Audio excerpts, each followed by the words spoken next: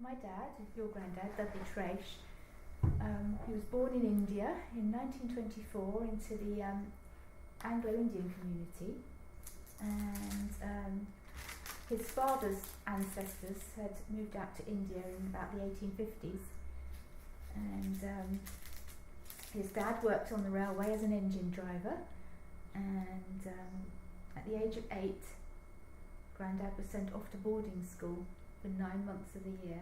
And these are some pictures of some of his school friends by the looks of things. It's Robertson, Mac and myself, presumably in a school dormitory. Picnic.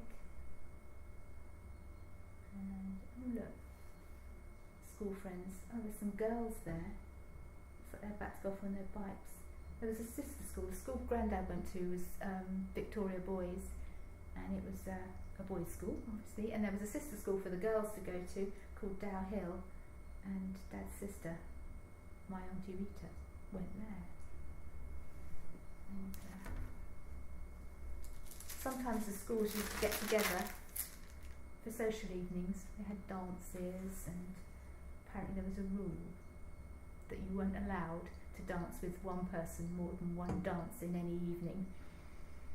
So I guess that you didn't get too many wallflowers. People got hurt.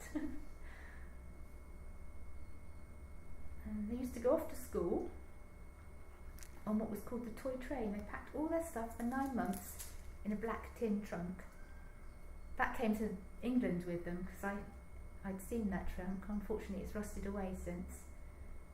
And they got on the train and went all the way up into the Himalaya foothills, which I think there's some pictures in here, aren't there, of the Himalayas. There we go. And the last part of the journey was on the toy train, which I now think is quite famous. Tiny narrow gauge train that wound its way up the mountainside to the last stop, which is, well, I don't know if it's pronounced right, but Cursion, which was a stop for the school. And because it was so steep, the train used to go so slowly sometimes that a lot of the boys used to jump off and run alongside the train until it started speeding up again and jump back on. I think they might have got in trouble for that.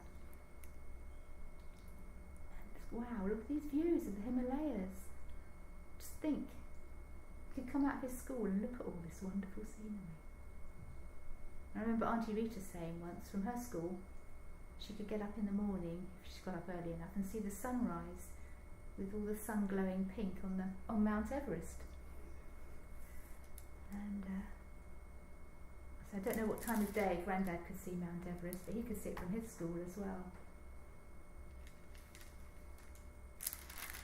And these pictures are in Calcutta, which I guess must have been taken when he went home between December and March.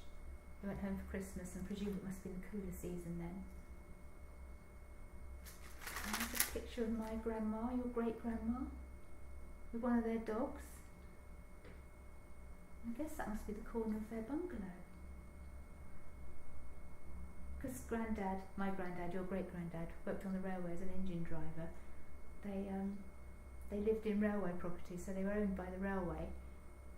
They were quite well off because they were somewhere in the middle in social strata. They had servants, they had a cook and a cookhouse and a maid that did the ironing, and Grandad said for the first few years of his life he actually spoke Hindi a bit because he had a Hindu nursemaid.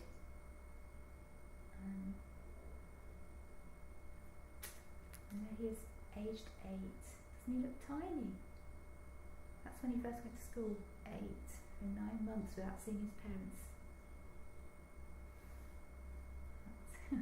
In the garden with all the flowers. I think they loved their roses. They always grew roses when they came back to England as well, and I've heard that roses do well in the Indian climate. Auntie Rita on her bike. Oh yeah, these are Himalaya ones. We've already looked at these, haven't we? Some more of the school. Dining room. The dining room.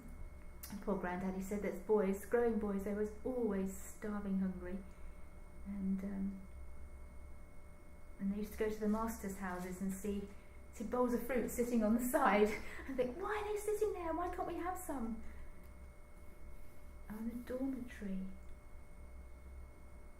Looks quite cosy, doesn't it, with all the bedspreads? Quite tight packed though.